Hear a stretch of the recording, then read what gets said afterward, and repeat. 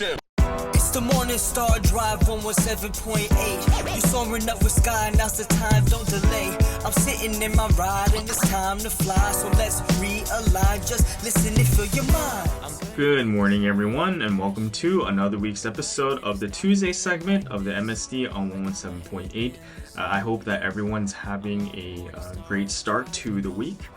For me here in Florida, I'm currently in the process of moving, and I think I have like more than 80% of my belongings like moved over to the other place.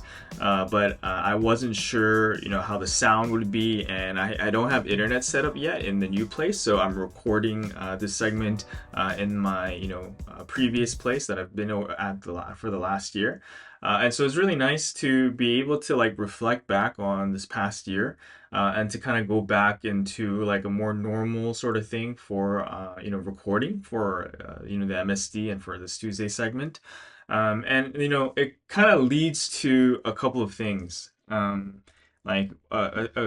Things for us to reflect on, and for things like when I think about like even the MSD, right? Even though this may not be like specifically like a mission, right? That was like given to me, through the church or something like that. It's still something that I've done for quite a long time, right? And like I think with anything in life, right? And I'm sure Pastor Sky has thought about this even more so than me. Like you wonder like how long you're going to be doing something, right? And don't worry, I'm not saying that because I think that I'm gonna like not be doing this anytime soon. Like something else was actually on my radar yesterday when I was like really thinking about this. With the SS, right? Like I think I may have shared, but we started doing an SS evangelism workshop over the summer. And we've done like a few less meetings than we anticipated so far because, there were other summer events, on Saturdays that, the kids had to participate in stuff too. But in the few that we had, and even with a limited like attendance of the kids joining, it was really impactful. And like I think this week was like our second official meeting, and the week prior we had our first one. And during that time, in the first meeting, we invited people who were evangelized, like when they were SS, to kind of give the testimony of like how they were evangelized and such. And it was really cool because the people who were evangelized when they were SS and who were giving the testimony were actually people that like the SS kind of knew quite well. And like to be able to hear their story for the SS, I think it is different from hearing someone who, came later on in life. And also for the person giving the testimony too, I think it's probably like their first time giving like the testimony of how they were evangelized to SS, especially ones that they interact with quite often and that they help manage and raise in different sort of sense. And some of whom like they may know from the time that the S's were born, right? And so it was kind of interesting, right? And so with that, we were really hoping that the SS will be encouraged to evangelize their friends and to together, like with us, make Providence grow and to actually evangelize. Because, like I one of the big things for me growing up in Providence was that I didn't feel confident evangelizing when I was in SS, right? Because I think especially being second generation and like let's say like not if you don't get your feet wet and if you don't have like some sort of guidance on how to evangelize or anything like that, or you don't experience it like doing it together with someone else too, you don't really know how, right? And I think we kind of like leave that off and we're like, oh yeah, like it's because they're young, right? And so like it's a skill, like evangelism is a skill that they'll learn later in life, or you just kind of leave kids alone to do it. But I think like if we really think about it, neither of those two things work. And evangelism is something that instead we have to teach how the children how to do. And it's an important thing to do when we're young because otherwise they have to learn the skill later, right? But if they start to do it and start to build up like the experience from the time that they're in high school and even younger, even in middle school, right? Like it'll become something that they become so much more adept at like, as they grow up, right? It's like when you learn a new sport or when you learn a new language, right? Like kind of like these skills that are much harder to pick up later in life. Of course, evangelism is something that they definitely can do, but imagine the kind of person that a middle schooler or a high schooler can become if they start to build up like the tools to evangelize from that point, right? And like one of the big things I've seen, like even here in American Providence, is like the faith of those who came to Providence when they were like in high school or middle school, right? Like, many of them go on to, really become leaders in Providence. And, I'm not just talking about title leaders, right? Like those people who become pastors or like, head leaders or anything like that. But people who just have that heart of running for Providence, right? Like, and, of course, there's many things that they experience and that they go through too. But, I really seen these people grow and change a lot. And so, like, especially with that first kind of testimony night with the SS, I wanted the SS to be able to see, like, what a person becomes like. And I guess, like, one of the things that I really hope the SS would see is, like, imagining how, like, their friends could be if they were to come to Providence and, learn all of these things, right? And make themselves, like, with the truth of this time period. And like I think that's something that's kind of really important for SS, especially like those who are second generation, which comprise I think in the US like 100% of them currently. Like uh, they need to be able to see mm, like what their friends would become like because it's really hard to imagine that, right? And we feel the same way when we look at like our acquaintances or when we look at our family members as they currently are, like before they come to Providence, it may be hard to imagine them like making that transition.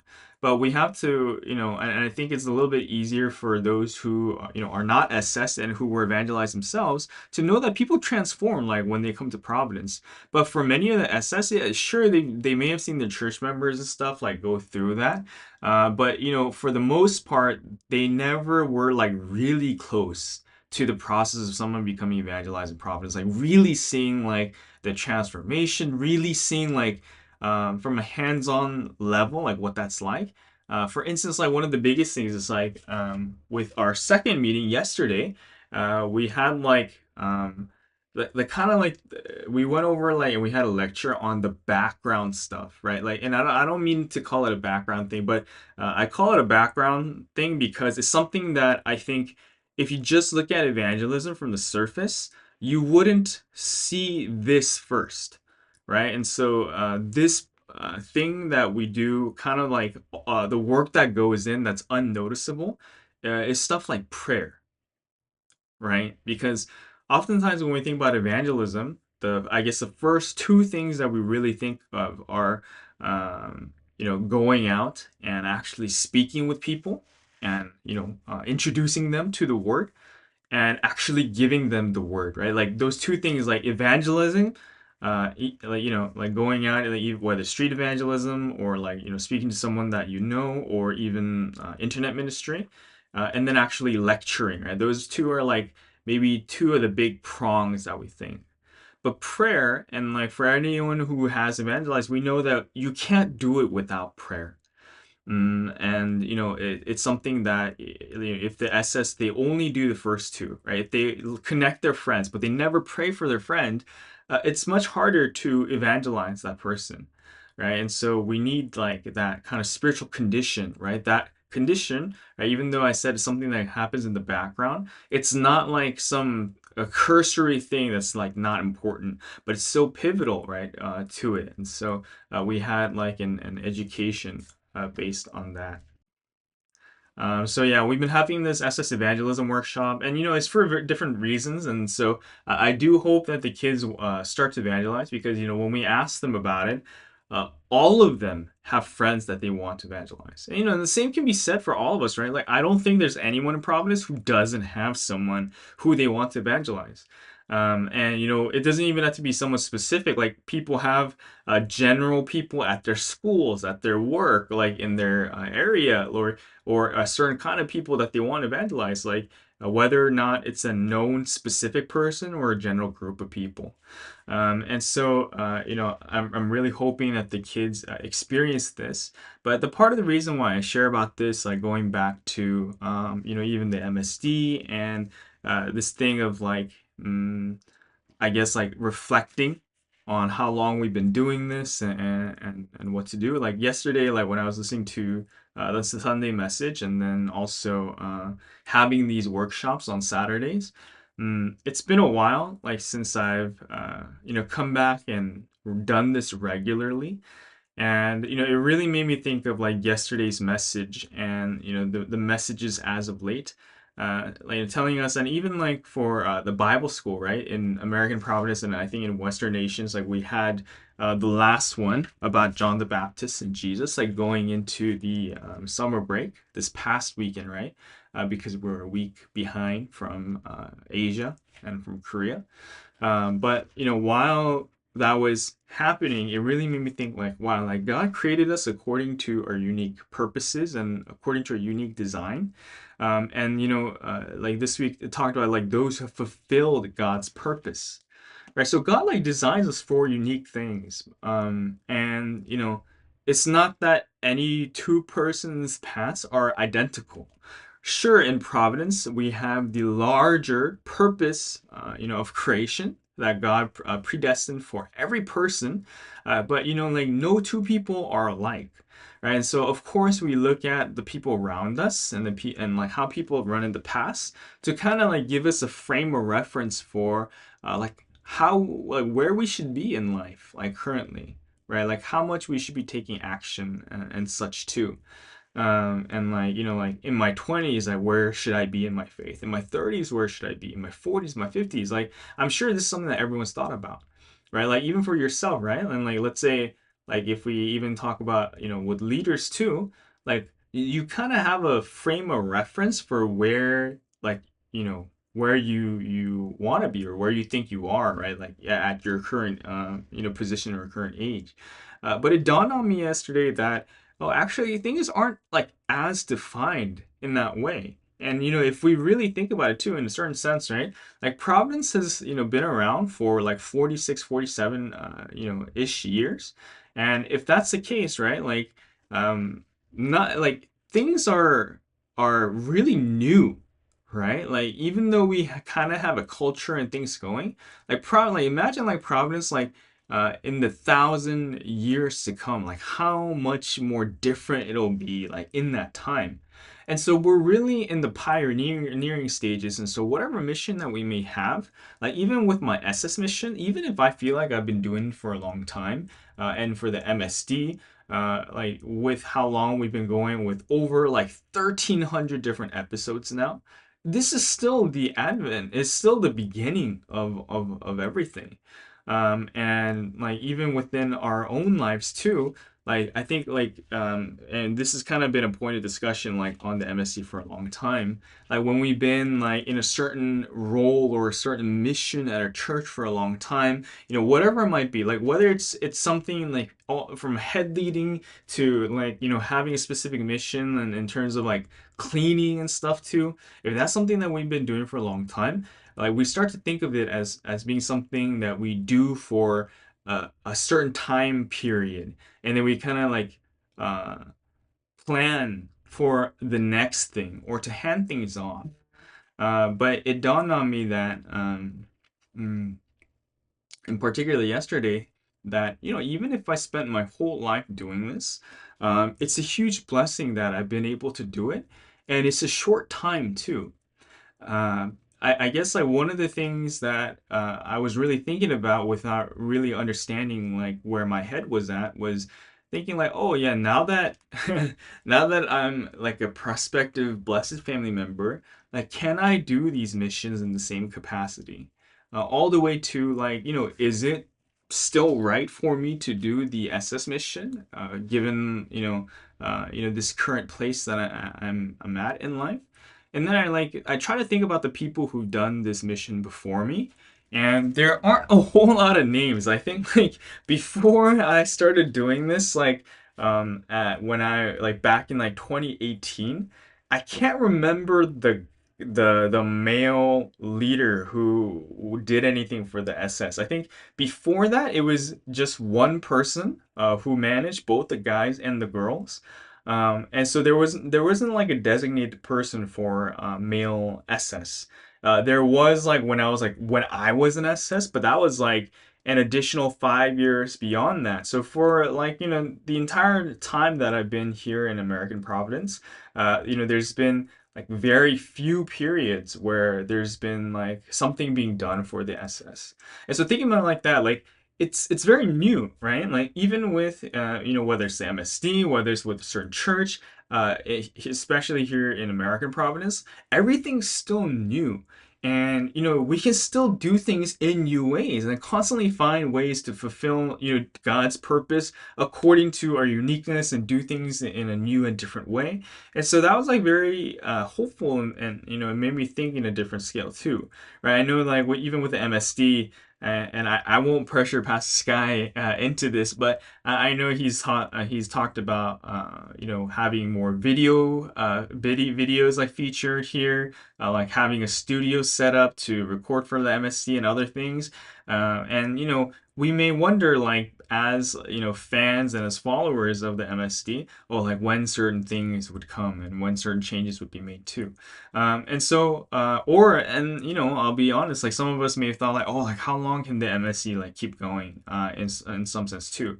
But I'm here to tell you that even this too is in the early stages of its development, and there's still so much room to do things in very unique ways. Like I, for one, am very grateful to the Trinity, and to our beloved Sensing, and to Pastor Sky too for like setting up this new venture. And like especially like when you start something new and like trying to get into the groove of establishing something, that's when it's like the most challenging, right? And there's like most new things to do. But everything happens in according to its time. And in short, like it really it reminded me this week of my role with the SS, right? Like, because I kept thinking about like the things that I could do for Providence. Like even like in law school, right? Even though like I'm trying to study hard, and I also want to do this for the future, for my own future and for my family and stuff like that too. I can't help but also consider how I can use this for God's will. And even right now, like together with my wife, like we're even considering like where we should live, right? Like, because I don't know if for those who are listening, like whether you're from the states or from elsewhere, but here in the U.S., like for most attorneys, you only practice in a limited number of states. And oftentimes it becomes like where you go immediately after graduating from law school. And of course, like people move around still, and some people they like practice in a state and they do the work remotely. But still, like it's still kind of a big decision, like where we'll go afterwards. And so I've been really thinking about that, like, oh, like where we'll live, like what kind of role I'll be doing. And in a lot of that calculus, I kept like wondering like whether I can even keep doing my mission as this SS rep. And for a long time, my de facto kind of line of thinking was that, oh, this is probably something that I'll put down like when the time is ready. But then, it dawned on me on Sunday that actually this is a huge blessing from God. And, I can think of it as being a temporary thing within my life. But then if God's plan was to give this to me for life, because he knew like my unique set of circumstances, my unique characteristics, and the things that make me shine, right? Just as with all of each and every one of us, and each and every person listening, like there are different things that make us shine. And God entrusted these things to us with a purpose. Even with the MSD too, right? Like, once a week, like I'm able to, meet with you guys like this and have this kind of conversation, and speak about this and even testify in according to our different ways. Like if I didn't have this, and if I hadn't been doing this over the last 3 years, this could never have been something that I experienced, and I wouldn't have grown in the ways that I would have over these last few years. And the same can be said with Rachel and for everyone else on the MSD, and even for Pastor Sky, and even for those who are listening as well and who are engaging with us, like whether it's by speaking with us, thinking with us, praying for us, and praying with us, and even considering the different topics that we address here on the MSD, and even engaging in the comment section and other things too. And so, yeah, like, yeah, I hope that this kind of springs and of some ideas in your guys' own, thoughts, right? Like like wherever you are in life, like maybe you are like in the middle of doing something new, or been in the middle of contemplation, or trying to figure out your own path too. In all of these things, I really hope that you see just how God has led you. And yeah, you may not know everything, just like I don't know exactly what state I'm going to live in. But at each time, God leads us according to his will. And, like the message has said recently, and it's always said to like, make sure that we don't become like the Israelites at Moses' time, who, even though God was taking care of them left and right, and even though God took them from Egypt and rescued them safely, and provided manna and quail and different things at each time, and water when they needed it, they still turned around and they were disgruntled with God at each time. And that's how Satan works, right? And so let's not become discouraged in that sense. I also had a fun, like, I think we're gonna wrap things up here for today, with Bible today. But I had a fun kind of thing, like while listening to the message yesterday. It might be kind of stupid because it's not like that important. Um, but one of the things from Sunday's message, it talked about Satan, right? And I might be getting this kind of mixed up because I haven't had a chance to like go back to it. But it talked about how, like, for Satan's, how God has done everything that he can for these Satans, right? And so even though Satan lives in hell, going through suffering for eternity, God doesn't do anything, right? And the reason for that is because he's already done everything. And so I don't think this was exactly what the message was talking about, but it made me really think, because I hadn't thought about this before, right?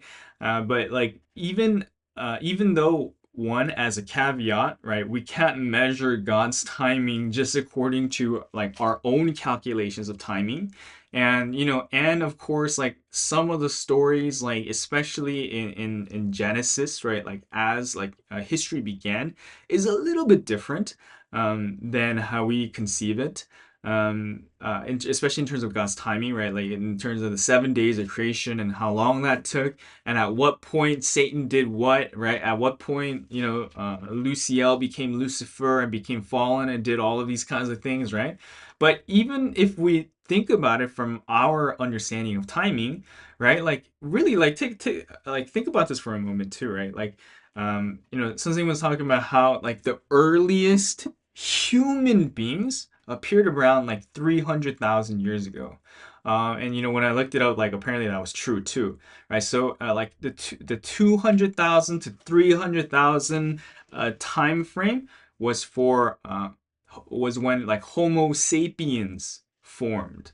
And like the larger genus of Homo appeared like 3 million years ago, but human beings like Homo sapiens, formed around like 300,000 years ago. And like in terms of biblical history, we know that Adam and Eve, like those who were considered Adam and Eve were appeared like approximately 6,000 years ago or so, right? And so like history has been like, in terms of the spiritual history of God's history, has been around for a very short time, right? And so like if Adam and Eve were around like around 6,000 years ago, that means Satan and the demons, right? Like they may have fallen sometime before that, but it's still like it leaves a whole lot of time from the creation of the universe until Adam and Eve were created and until they fell, for like the events of like the spiritual war, and for the fall of Satan to have happened, right? Like if you think about it, right? Like even our known universe has been around for 13.7 billion years.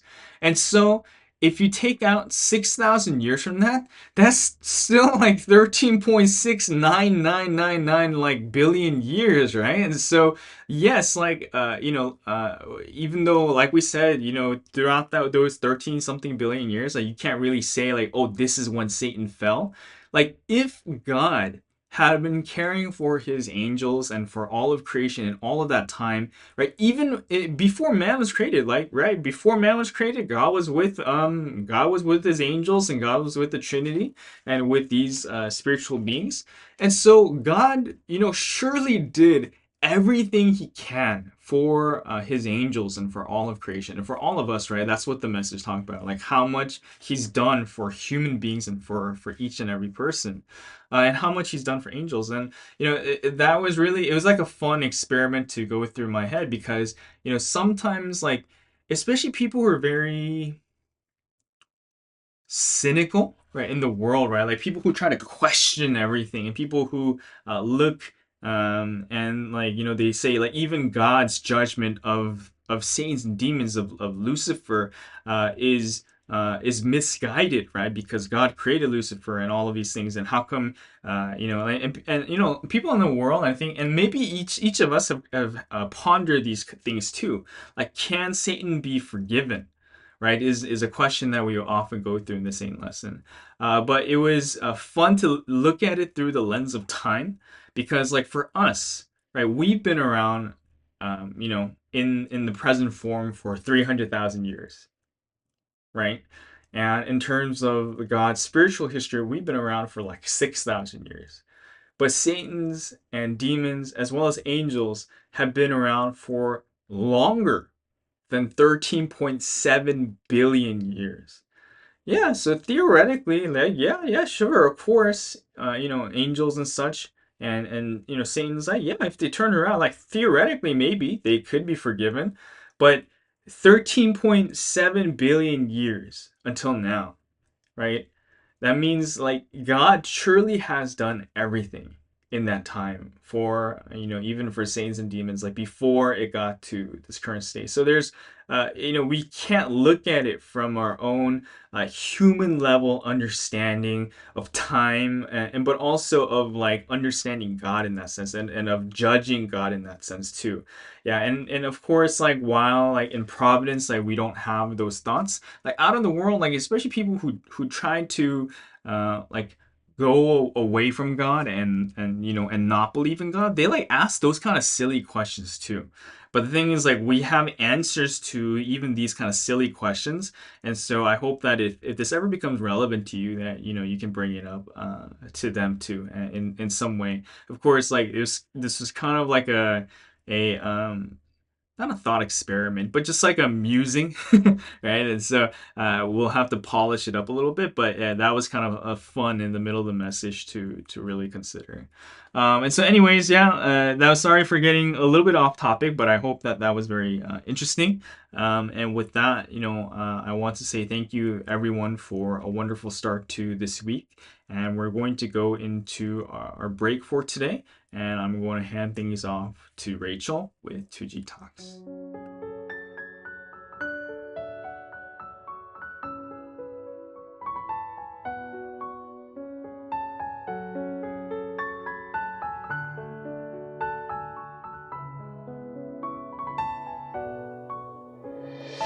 From among them countless the stars, my love, I have chosen you.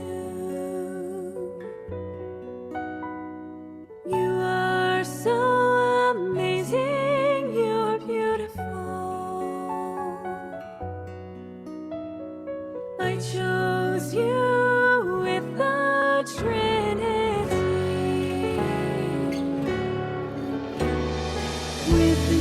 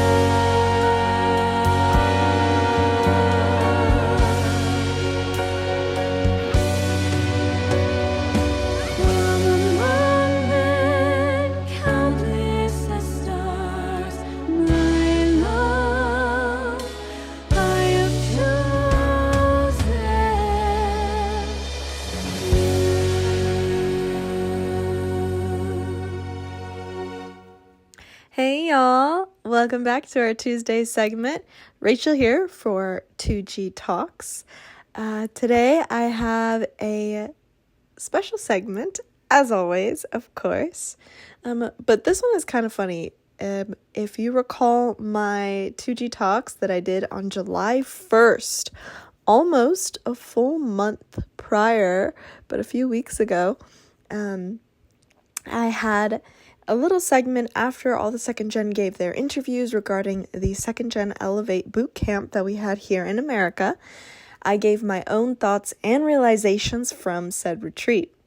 And I didn't mean to, but of course I ended up talking a lot. So this week I'm going to go ahead and actually play the rest of that recording that I did all the way at the beginning of this July.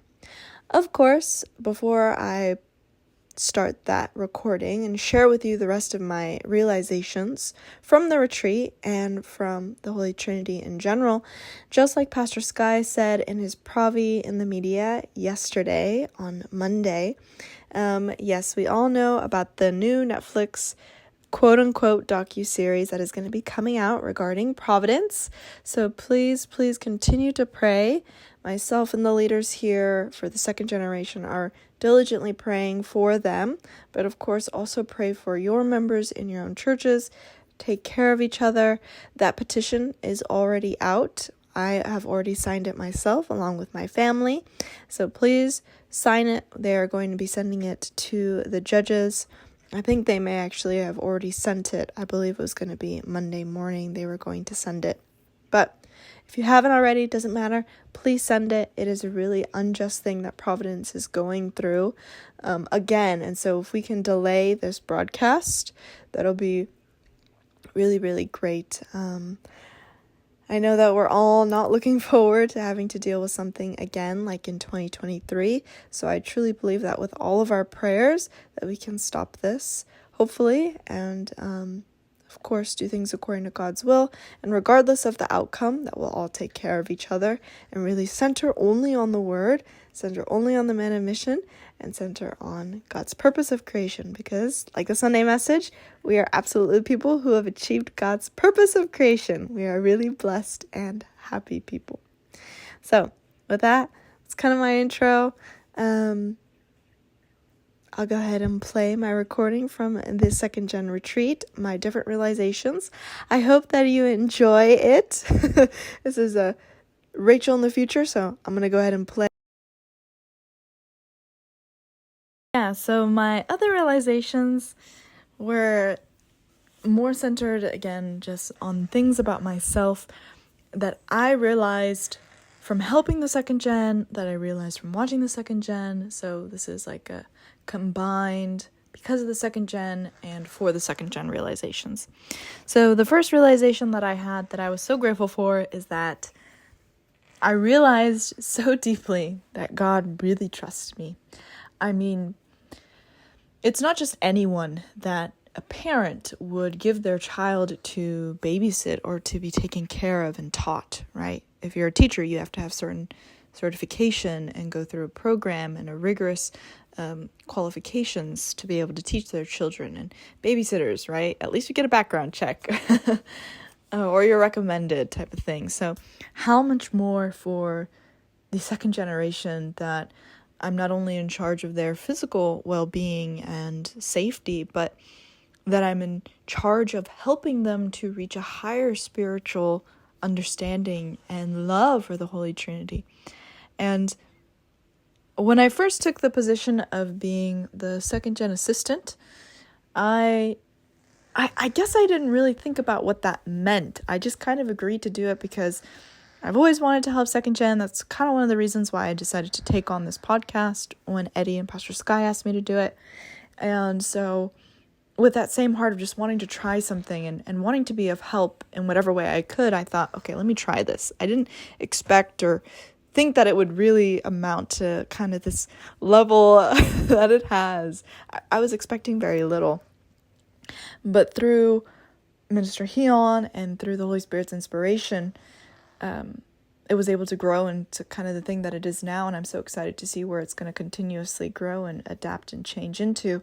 And I realized that God foresaw this, of course, right? He saw that this is what the second generation department would become an AP, right? Where we would be having retreats consistently within 6 months of each other, and where are we going to start planning for the next one, and that we were going to be as diligent as possible. And seeing that and knowing that God saw that within me, realizing how much God trusts me with people that he loves so much, it was, it was very moving. Thinking of it now, I see parallels within myself of Jesus telling Peter and his disciples, feed my sheep, protect my sheep, be with my sheep. So I felt in that way that it was like something I'm telling me, take care of my second gen, love the second gen, be with the second gen, do everything you can.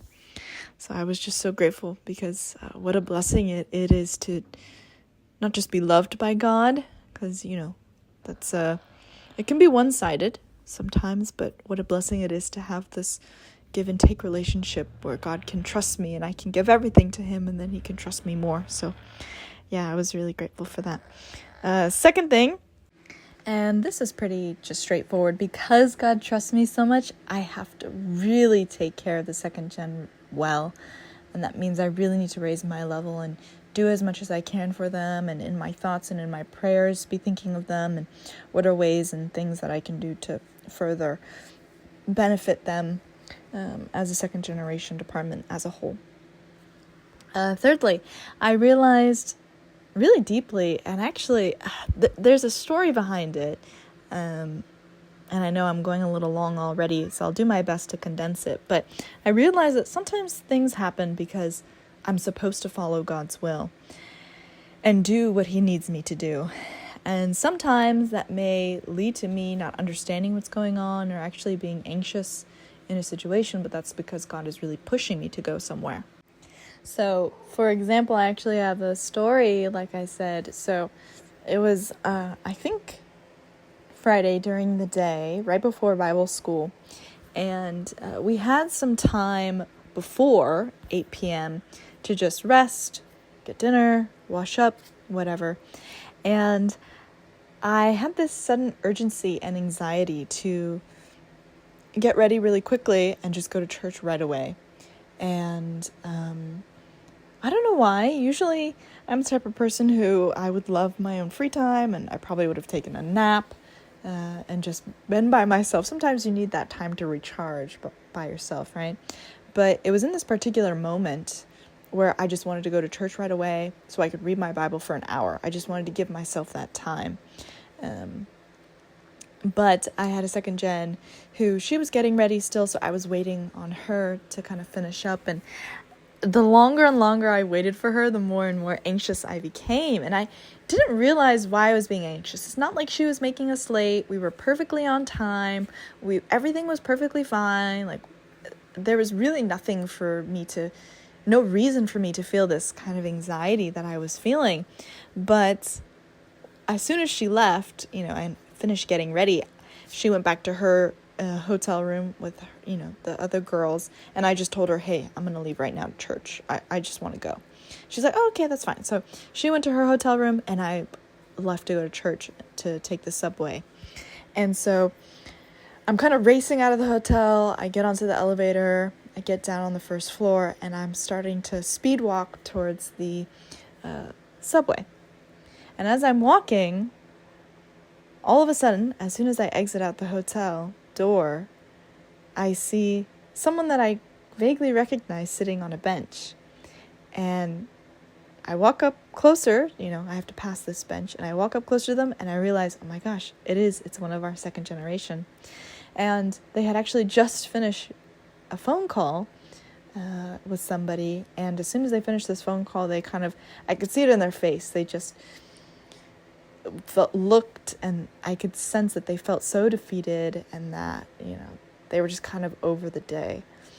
And I walked right up to them and I just said, hey, let's go for a walk.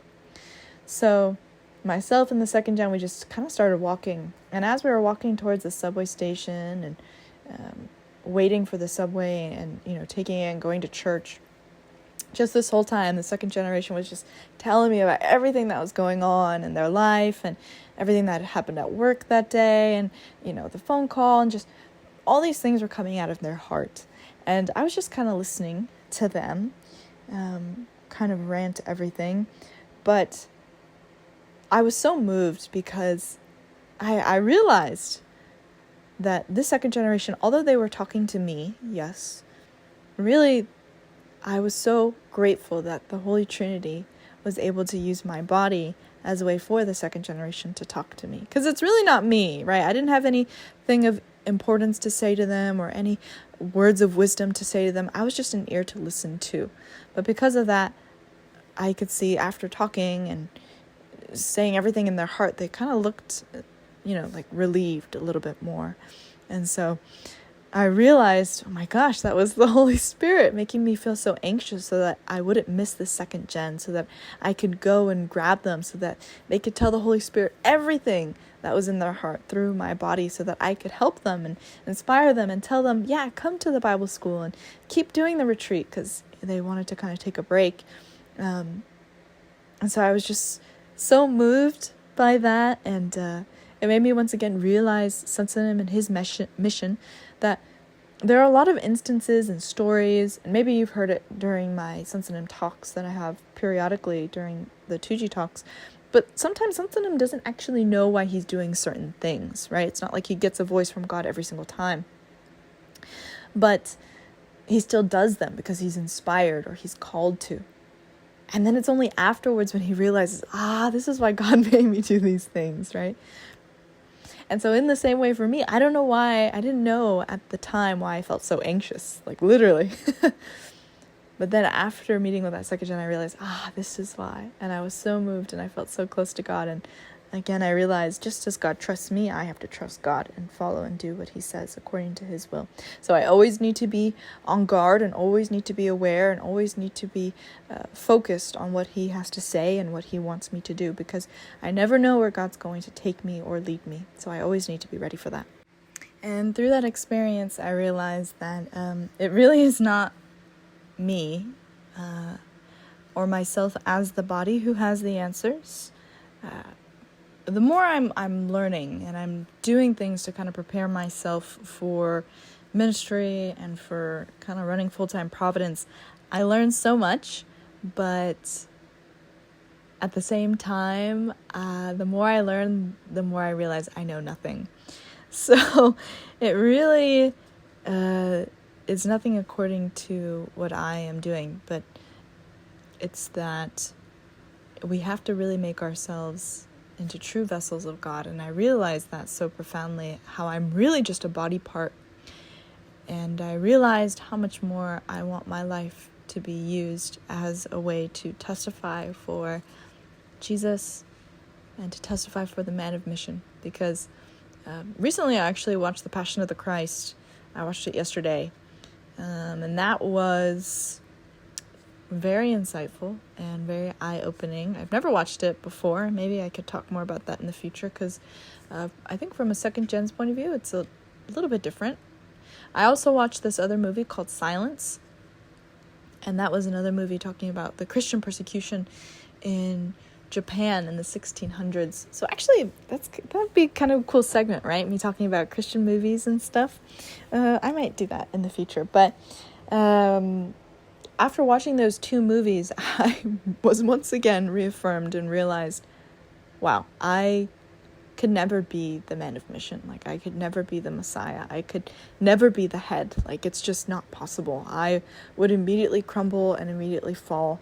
And not to say, of course, that I ever thought of myself as something like that, but I'm always kind of wary of that mentality, because as we have seen in Providence history and even in the New Testament, when people fail to realize their mission or fail to realize their place as the body, they lose the head, or they end up thinking they have the mission of the head, or they persecute and go against the head, right? And so because I've seen that time and time again, I'm always really I guess, cautious, or like constantly thinking about, okay, who's my head right now? Am I thinking that I'm the head? Am I looking for glory? Am I looking for this? Because I don't ever want that to be the case. And so after watching those two movies, especially The Passion, and it made me think about some situation too right now, and I just realized how small I am, but that even though I'm so small, I'm truly so grateful to just be a part of this history and a part of the Lord. And like Solomon, who asked God for wisdom, I asked God to let me testify for Jesus and for sons and hymns. So that's really what I want to do, and that's what I realized. Yes. And then lastly, this is a lot of these realizations are tied together, I guess, if you listen to this whole thing. As I'm continuously taking on more missions and doing more, my faith has further deepened. And my understanding of my faith and of God, I think, has become even more complex. And there's so many things within the messages that we get every Sunday and within the Bible that are also so complex and so profound, and yet they're explained in simple sentences, right? Sansan always says that a genius doesn't need to explain something for hours and hours. He can say a single sentence and everything is contained in that, right? Whenever Sansan receives the message and the word from God, he just gets a single word, and Sansan writes out the whole entire Sunday or Wednesday message from that. And so for myself, I realized, of course, it's not my job to make up new things or try and become revolutionary or, reinvent the wheel. I don't need to worry about having that pressure. Because whenever we're making retreats or trying to come up with new activities and ideas for the second generation, sometimes it feels that way. We're trying to reinvent the wheel, right? What are things that we can do? How can we help them better their faith? Of course, we're not adding to the word or anything like that.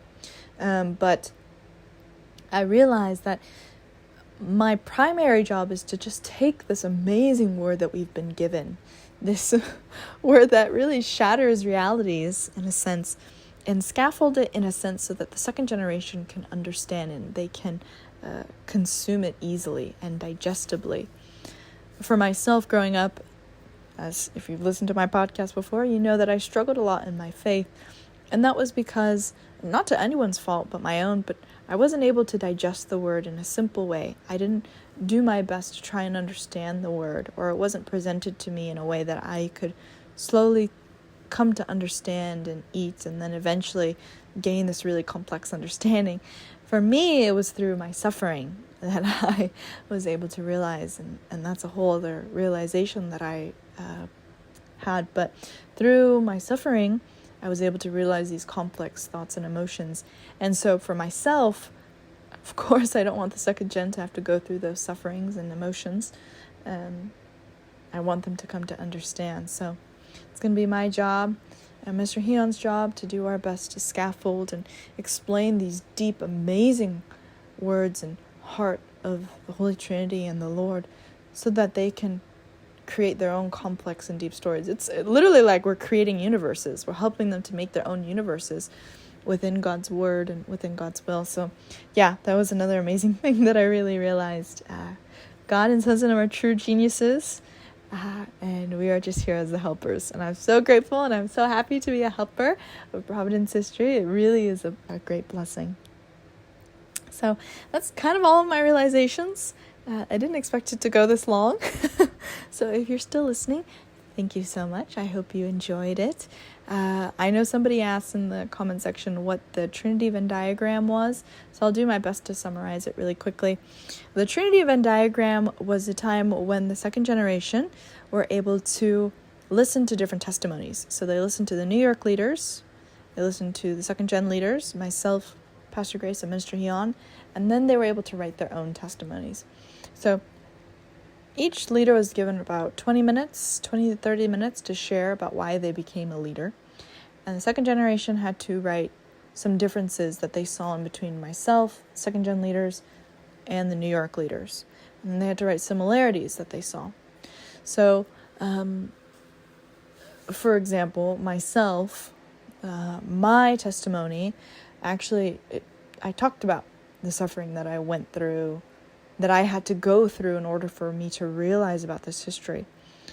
And I told the second generation, I was very honest. I think I'm pretty honest. I don't know if that's an American trait, but I'm very honest with what I say and what I think, and I do my best to be honest in a kind way. But I was very honest with the second generation, and I told them what I felt about myself and how I viewed myself, but also how God viewed me. And I told them that although you may think the worst of yourself, and although there may be times where you think there's nothing good about you, as long as you have that one thing within you, God will see that and He'll take action on it, as long as you never give up. And I told them there were many times when I didn't want to go to church and I didn't want to wake up at pre-dawn, and I questioned the existence of God growing up, and I wondered, God, do you even exist? But the one thing, even though I had all those doubts and I had all these problems, the one thing that I did that I truly believe is what God gave me another chance and another opportunity and didn't let go of me, is that I never stopped. I went until the end. I didn't know if there was a God, but I still woke up for pre-dawn. I didn't want to go to Sunday service, but I still went anyways. I didn't want to listen to the word, but I went anyways. I wasn't even sure about doing the Bible studies or going to college, but I went anyways. And because I had this one characteristic, this one trait of mine, that I did things until the very end, that I was going to keep giving God a chance and keep hoping. Through that one thing, although I was so insignificant and a sinner, God used that characteristic, used that trait, and allowed me to repent, allowed me to change, and allowed me to become one of the second gen leaders. And so I told the second gen, never give up. Don't think that you're someone that can just be thrown away by God. That's not true. God loves everyone and He wants to save everyone, right? That's in the Bible. And so always hope and always believe, and God will truly use you. So I told the second generation this, and that was very different from what the other second generation leaders had. For example, Pastor Grace, she has an amazing testimony about how when I believe she became a Faith Star, or they call it now Agape, was it 21 years old? She was very young, and then she started assistant leading at 25 years old, and she was given the title of pastor at 25 years old. I'm 25 right now. I could not imagine doing that. That's insane. But she was given this because Sunsetum also saw her heart and how she wanted to work hard and how she wanted to do this. And so as the second gen were listening to our different testimonies, they were writing down within themselves, right? Within their Venn diagram. Okay, what are the similarities that Rachel and Pastor Grace had? What are the differences that Rachel and Minister Heon had, right? Minister Heon, she also had an amazing testimony. She grew up in Korea, and there was already a lot of persecution. So at the age of 8 years old, people were asking her and saying, oh, you're in a cult. And she would come back at them and be like, you don't even know what that word is. What does that word mean? Right? She was so fired. That was so amazing to me. And, she even asked her mother, am I in a cult? Is this a cult? What is that? When she was, I think she said 4 or 5. And her mother had great wisdom and told her, always believe in God, go until the end, pray and ask God if you're in a cult, and see what God tells you. So she did that. She went and she prayed about it and asked God. So her whole thing was asking God for what it is, your answers, and the answers to your questions in life, and God will really answer you. And she has so many other amazing things too, how she got her name. Hyun means perfect hope, which is so amazing that she's the second gen head representative, because she's taking care of the hope of the future of Providence. So perfect hope.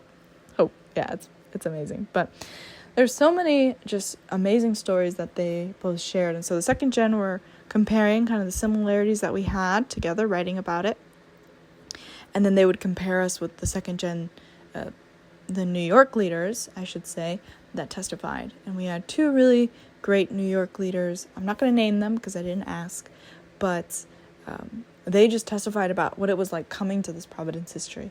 One of them said that when they learned the word, it was like their their whole world was shaken and shattered, that they had never heard a word like this, and they were looking for true love. And through the Bible studies, they could feel Jesus come to them, and they had found the true love they had been praying for their whole entire life.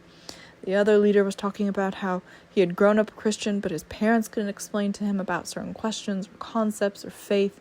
And so when he came to learn these Bible studies, the person who evangelized him was just so happy and so confident and so carefree and profound in his faith that he wanted to learn from somebody like that, to come to know Jesus, to come to know God in that way, with happiness and joy and satisfaction. And so they were able to compare the second gen leaders and the New York leaders, the similarities and differences, but we also didn't want it just to be them gaining things, but also giving. So we asked them to write down their own testimonies in a sense. They didn't have to share it, but they just wrote down how they were similar to the New York leaders, or how they were different to the second gen leaders, and vice versa. And we had them present that. And I think that was one of their favorite assignments, as you heard, because they were able to get a really in-depth and deep personal connection with leaders kind of immediately, right? When you share something like that that's so vulnerable, you can't help but feel closer to them. So that's kind of what ended up happening. So it was a really great retreat. I'm so grateful that I was able to go. I felt like I gained so much insight, so much understanding, and a deeper love for the Holy Trinity, and especially for the second gen. So I'm going to continuously work hard and do things until the end, centered only on the Holy Trinity as my head and the Lord. Okay, that concludes my realizations and testimony for the second gen Elevate boot camp that we had at the end of July. I hope you were able to gain something from it personally and receive more strength. I know that especially at a time like this, when we're setting prayer conditions and really crying out to God, especially regarding possible slander that will be coming towards us, that we don't forget the light that we have in Providence, and the love, the joy, and the hope that we really do have in Providence. So I hope that this was a small sliver of hope and light for you at this time, and that you were able to gain, again, as I said, a lot from it. If you want, again, to listen to my first part of this testimony, please feel free to look at the July 1st 2G Talks for that podcast. But yeah, so with that, I'll go ahead and conclude. I love you all. I hope everyone remains strong. Of course, please leave a like and a comment. And if you would like to get into contact with Eddie and I, if you need anything at all, questions, things that you would like to share to everyone else as well on this MSD podcast, please let Eddie and I know at 2gtalks@gmail.com. So with that, I'll let y'all have a wonderful rest of your Tuesday together with the Holy Trinity. I'll see y'all next week. It's the Morning Star Drive 117.8. You soaring up with sky, now's the time, don't delay. I'm sitting in my ride and it's time to fly. So let's realign, just listen and fill your mind. I'm burning with desire and the passion. Nobody can stop me when I'm like this. I got my head in the zone, you know